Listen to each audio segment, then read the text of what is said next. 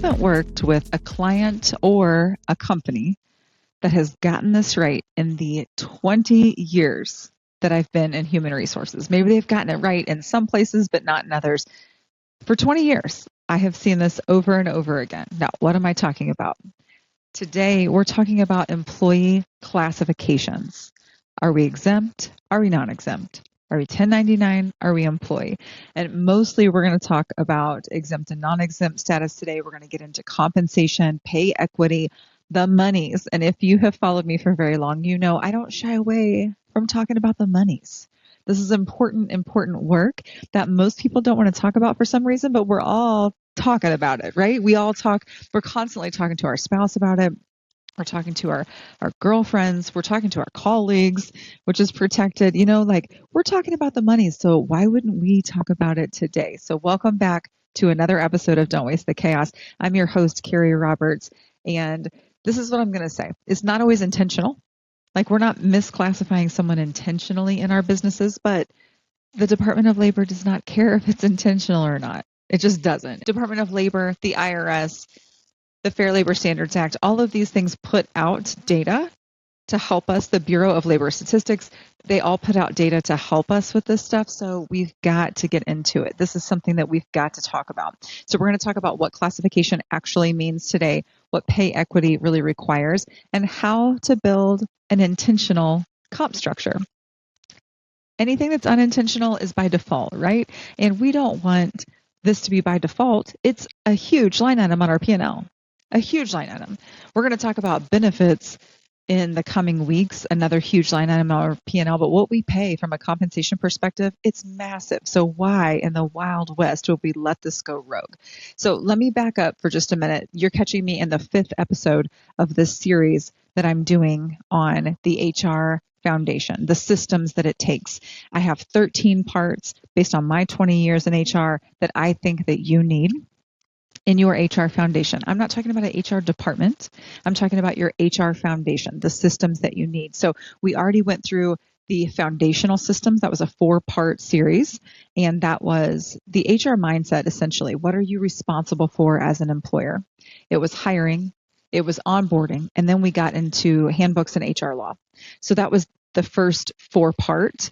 And now we're in part 5. So we're getting into the operational piece. So we had HR foundations. Now we're getting into HR operations. And this is really where we spend our day-to-day. If you're an HR pro, you spend all of your time in the operations.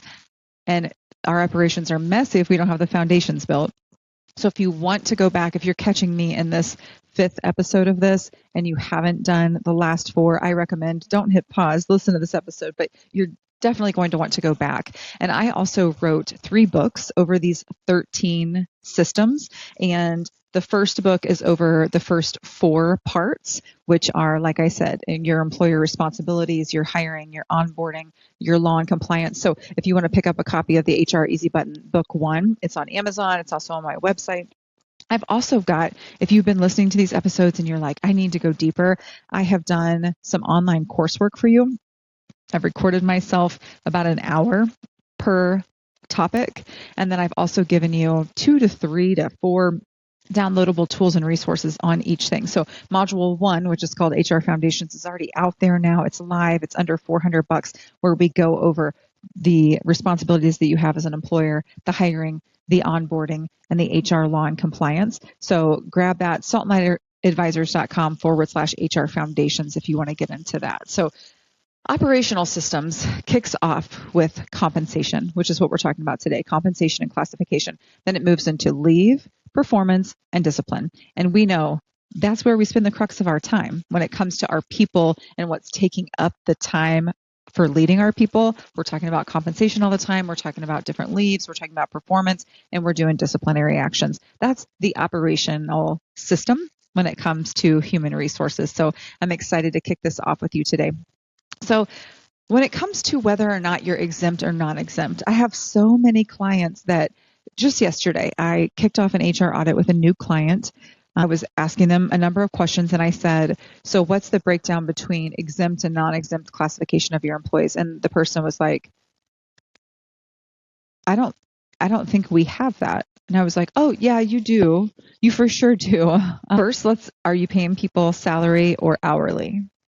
And it was a mix. And I was like, okay, and so your hourly people, those are all eligible for overtime, right?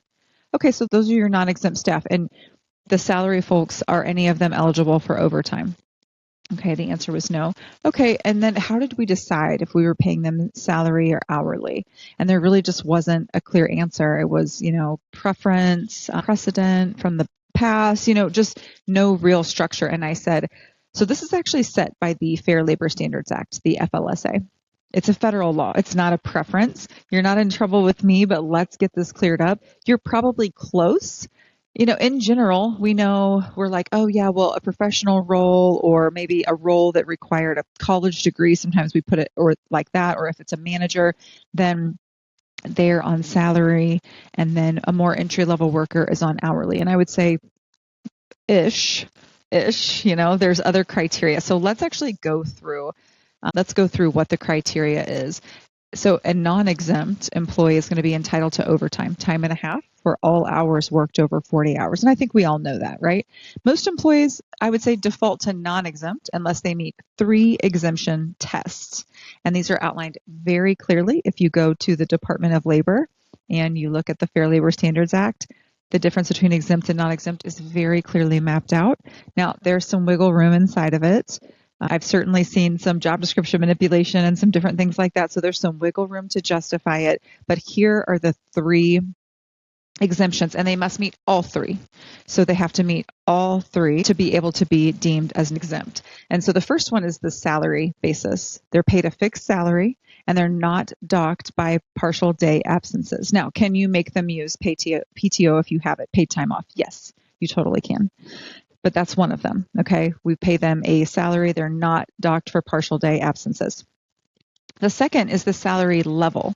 And this is getting right-sized. I didn't see a change in this number for years, and now they're trying to catch up. And by them, I mean the government are trying to catch up to this. And so currently they have to be paid at least $684 a week. So per year, that's $35,568 per year. That's the minimum federal threshold. So they don't get docked for half day or partial day absences, and then they make at least $35,568. That's the second one. So for most of your salaried employees, your exempt employees, you're thinking, yeah, this all makes sense. 3 is the duties test. This is where we get into some gray area. They either have an executive, an administrative, or professional duties skill set. Now, this is specific definitions. This isn't like just in general. One of the things that I usually say to my clients is, if they made a decision and it was the wrong one, could it negatively impact the bottom line? Do they have autonomy to decide what they're doing, or is their work kind of dictated or delegated to them? Those are some of the in general questions that I ask when it comes to the duties test, but I recommend you check out the Department of Labor's website, and it will walk you through all of it.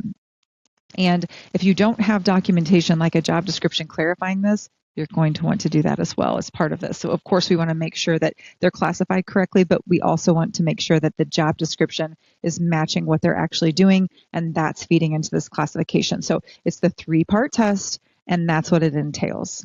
So here are the most common classification mistakes that I see. Putting someone on salary because it's easy. Salary does not necessarily mean exempt employee. Okay. Another one is somebody prefers to be a 1099. They want to be a contractor. So we let them be a contractor. But classification is not a preference. And if you are telling them what technology they have to use and when they have to do things by and how to do it, they're not a contractor. They're an employee. And if you got audited, you'd owe them money back for benefits, perks, and all kinds of other things, not to mention the tax pieces. Calling someone a manager who doesn't actually manage, if they are a product manager versus a people manager, the title does not make them exempt, so just throwing a title on it doesn't get you there. And then also 1099 contractors who work like an employee. And the IRS has tests for these too.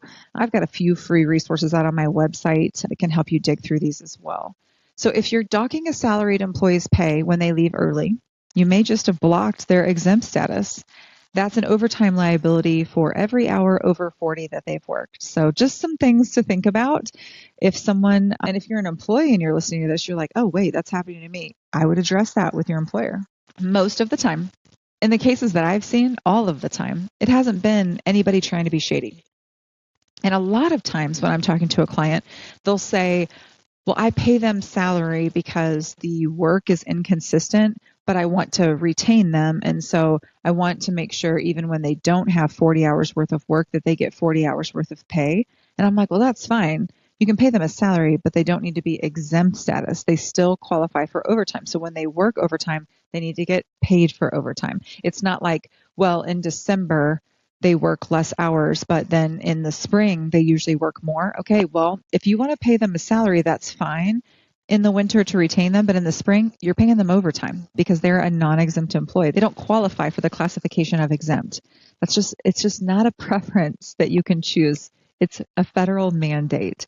If I can just get that across to you, I have had this conversation over and over and over again with every client and every employer that I've been a part of, because we just want to do it the way that it makes sense for us, but it's got to make sense inside of the federal law that's mandating this. So here's what I'd recommend that you do. I'd audit every classification right now. Does every role meet all three tests if they're currently classified as salaried exempt? And if you're struggling with that, here's a kind of a quick way to do this. Take the job description, if your job descriptions are up to date, toss it into AI, copy the statute from the Department of Labor.gov and say, I want to audit all of these exempt roles to make sure that they are classified correctly based off of the Fair Labor Standards Act. Throw it into AI and say, can you do this analysis for me? I operate in the state of Missouri. I'm in this industry, blah, blah, blah. Like tell them as much as you can about your business. And then it'll do a quick analysis. Is that legally binding? You need to double check it. You probably need to have an attorney or an HR pro double check it, but it's a good start if you're doing nothing in the way of auditing this. So that's the classification piece. So let's talk about pay equity next. What is it and why does pay equity matter? And I think you're probably thinking, as soon as I say pay equity, you're probably thinking like, do I pay men and women the same? Do I pay black and white the same? Like we're thinking about some just really quick thoughts when we hear of an equitable work environment. And I'm not talking about diversity, equity, inclusion, and belonging. I'm not talking about, do you have a DEI program? That's not at all what I'm talking about. This is, again, something that is audited by state and federal regulators when it comes to pay equity. And if this is called into question for your organization, I've mentioned this stat before, 70% of small business owners that have an employee claim come through never recover financially because they weren't prepared for it. Were they malicious? No. Most of the time, they literally just didn't know what they were doing. And they got busted on something that they weren't trying to be sneaky. They just did it wrong because they didn't know. And then you've got fines and that just puts you under. And I don't say that to scare you. I say that to let you know that when it comes to your responsibilities as an employer, ignorance is not bliss.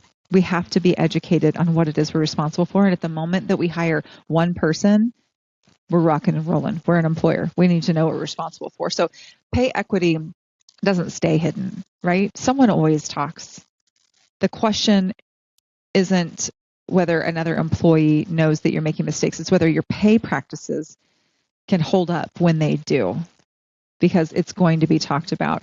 This changed. I was in my second HR role, and I was working in the mortgage industry, and probably it was during the President Obama administration when it went from you could get penalized for talking about your compensation in the workplace, and President Obama said, no, I'm going to remove that. And ever since then, I'm talking employers, even a client that I had 3 years ago still had this in their handbook that you could get disciplined for talking about your pay. And I was like, hey, you got to take that out of your handbook.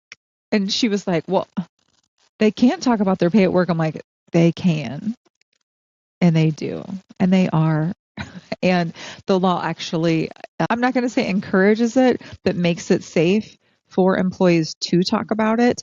And Is that tactful? Is that proper etiquette? No, I don't think so. But it keeps things a little bit more fair and honest when an employee is not penalized for talking about compensation openly with others, because it kind of levels the playing field a little bit.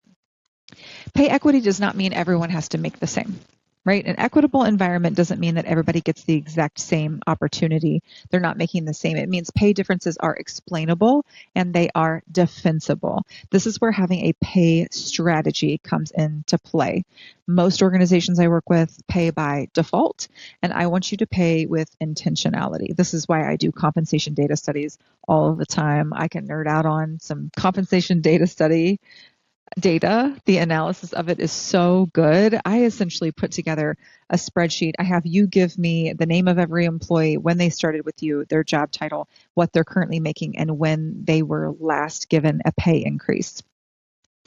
And from that, I benchmark it. And sometimes I'll go to benchmark and I'll be like, gosh, the pay is really far off. So I need to see a copy of the job description to go along with that to make sure, because sometimes organizations just arbitrarily pick titles. And if I'm benchmarking to a title and the title is skewed, like, oh, this person is paid way high for the title or way low for this title, I'll ask for the job description. And most of the time I'll be like, hey, your title's weird. Like, we need to adjust the title. Anyway, I benchmark them to the 10th, 25th, mean, 75th, and 90th percentile of the range. Now, I'm taking a look at geographic location. I'm taking a look at years in the position, education and experience, and then size of the employer. And size can be broken down by number of employees or revenue. And I also put the industry in there. So yes, I can segment between nonprofit, for-profit, funeral homes to law firms to floral shop, whatever you've got, I can segment by that. And so that's how you need to be segmenting also. So here's the legal risk if we don't have intentionality behind our compensation structure. We've got the Equal Pay Act, first of all, and that's equal pay for equal work, regardless of gender, of course. We've got Title VII. This is pay discrimination based on race, color, religion, sex, national origin. And then we've got patterns. So you don't have to indicate or to intend to discriminate. We've got patterns in our workforce. So let's say we've got 6 people all doing the same job, and 3 of them are paid at median or above. 3 of them are paid at 2 are paid at the lower end, and 1's paid below the range. It just so happens that the 3 paid at the lower end are all women, and the 3 at midpoint and higher are all men. That might be defensible, but it doesn't look like it at the onset, right? So those ladies better have a shorter tenure, less experience, or less education. Because if that's not the case, you better take a look and get to an equitable position, because it looks like a discriminatory practice. You just have to have somebody report that, and now you're off to the races with a potential lawsuit and a full-on investigation and audit. So if you say it's because of performance, make sure you've got documentation on that performance. When was the last performance review? When was the last disciplinary action? Are they on a performance improvement plan? So you don't say it's performance if you don't have any documentation. If you say it's because of experience, is that consistently applied to everyone in the role? Without structure and documentation, it looks discriminatory, even if that's not the intention. So pay transparency is here, whether you like it or not. There's a few states that have already mandated that on job postings, you have to list the range of pay. And goodness sakes, that makes sense to me.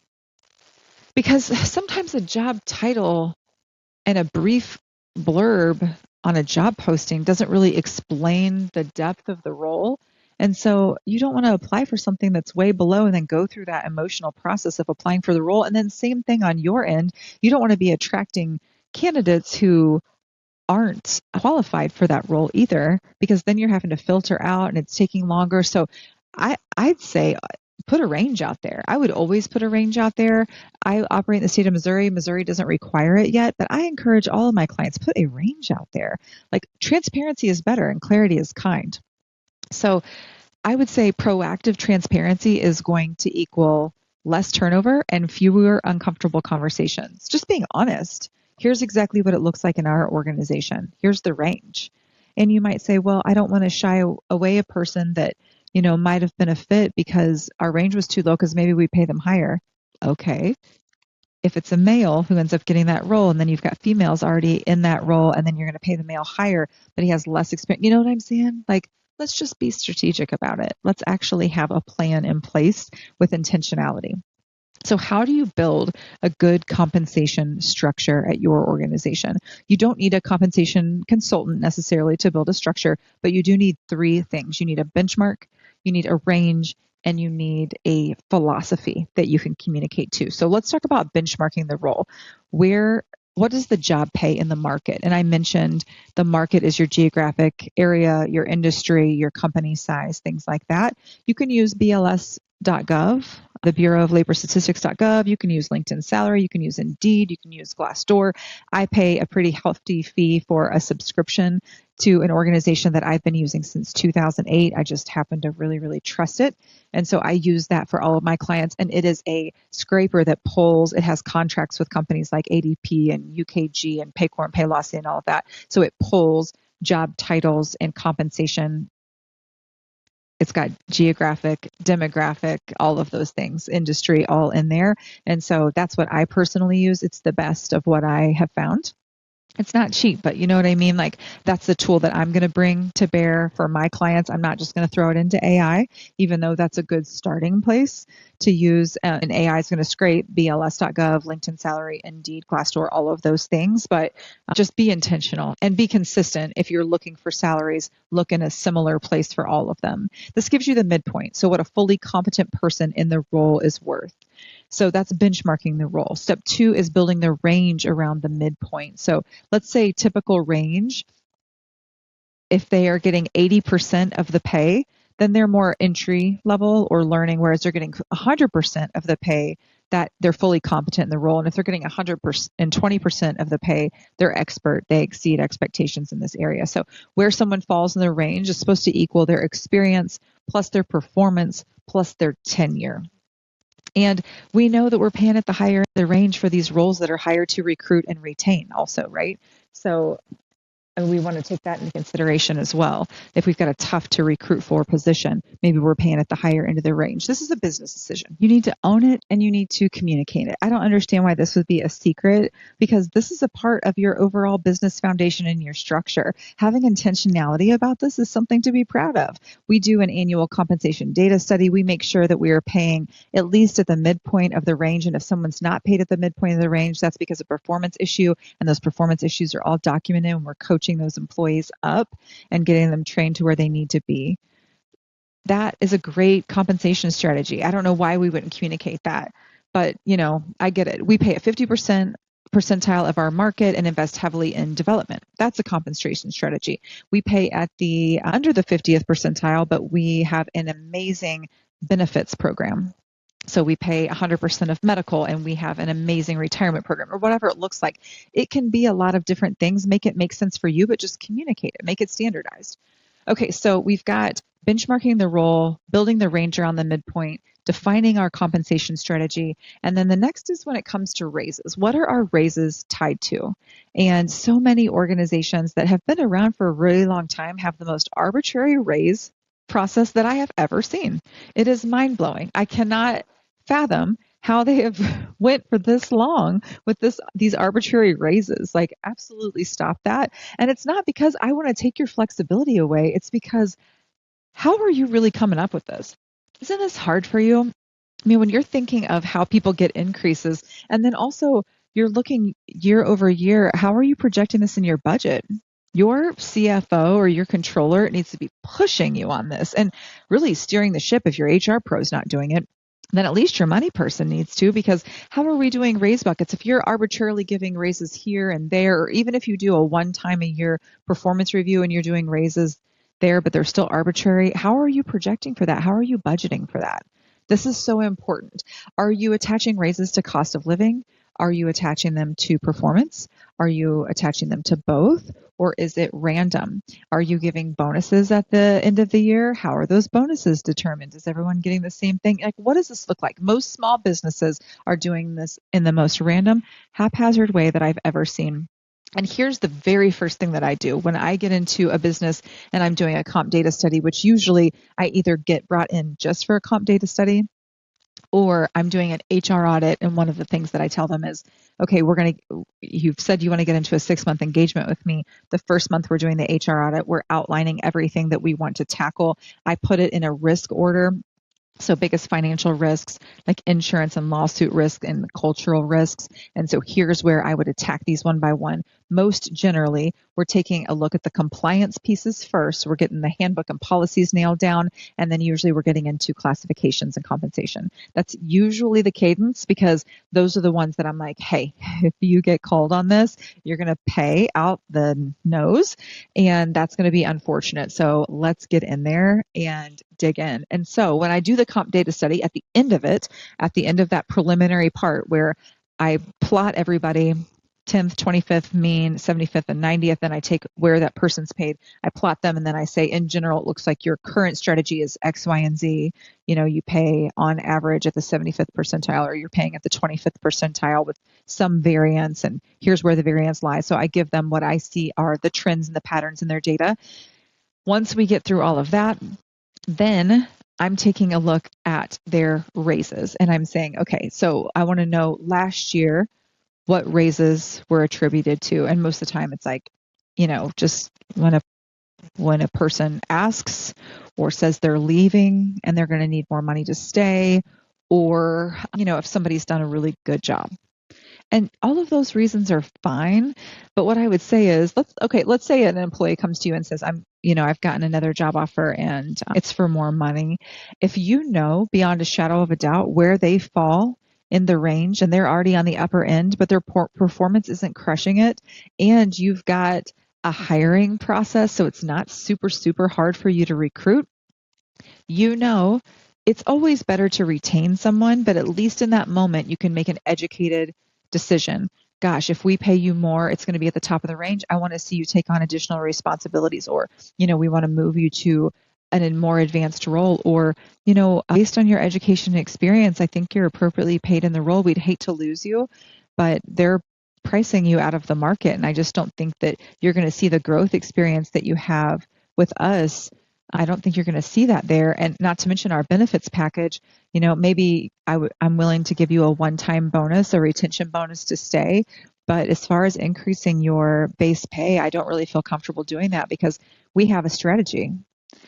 And does that feel good to say? I feel like it does. If it really aligns with your strategy and you can feel positive about that.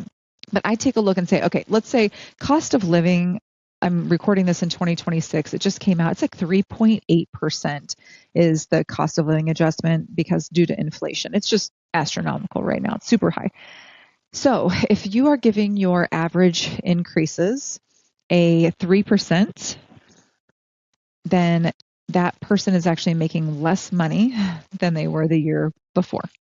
And I know that stinks as an employer because let's say you've got, 70 people, 80 people that you're going to give a 3% increase to. That could be $191,000 of an increase, an annualized increase. I get it. That's a big raise pool, but you want to be intentional, which speaks into, and we're going to go into performance in a couple of weeks, but making sure that we are actually scoring people appropriately on performance so they hit the right raise pools, the right raise percentages. But all of this plays into it. I take all of your employees that have been there for more than 6 months, and then I put 3%, 4%, whatever the average would be, and I let you know this would be the annualized increase that you would see. Now we want to bring in finance. We want to bring in accounting and talk about this. Is this something that we have in our budget? Can we budget for this for next year? And if we can't, we need to give smaller raises or raises only to top performers.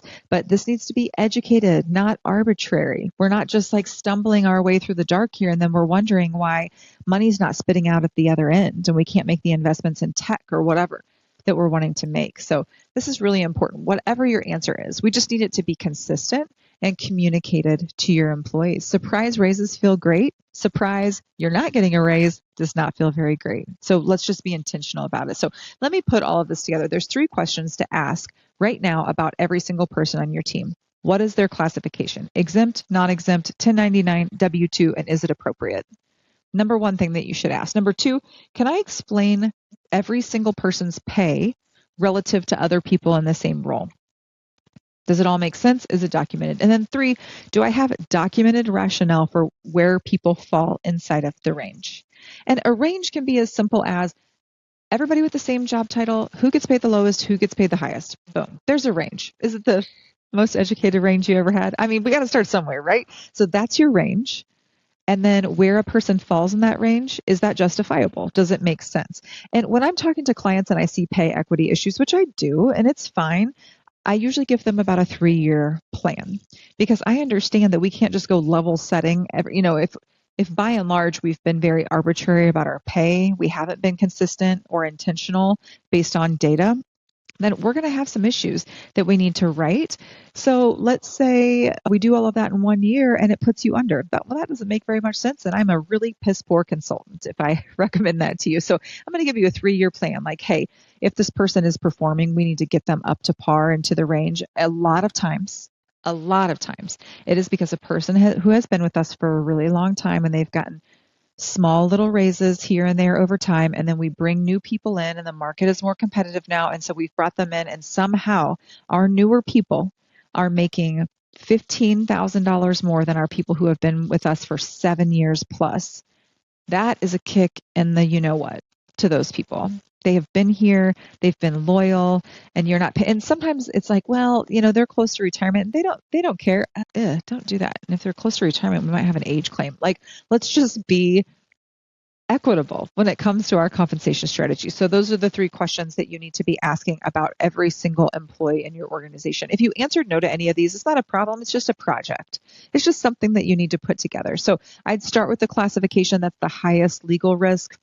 And like I said, I've never done an HR audit where every single employee is classified correctly. I just haven't. So I'm guessing that that's you. Just don't wait too long to fix it. That's all I'm saying. I've been involved in a lawsuit where an employer got audited and they were unfortunately not doing it correctly, and it was hundreds of thousands of dollars in back pay and fines.